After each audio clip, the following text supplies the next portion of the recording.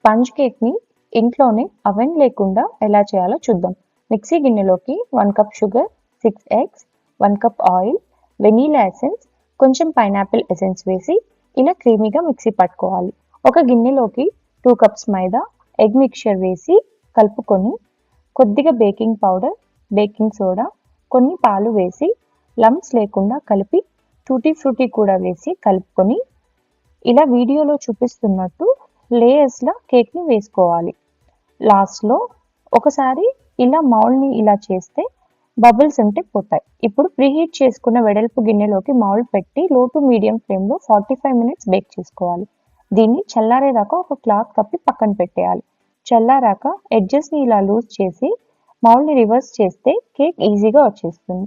దీన్ని మీకు నచ్చిన సైజెస్లో స్లైసెస్గా కట్ చేసుకుంటే అవెన్ లేకుండా ఈజీగా స్పంజ్ కేక్ రెడీ.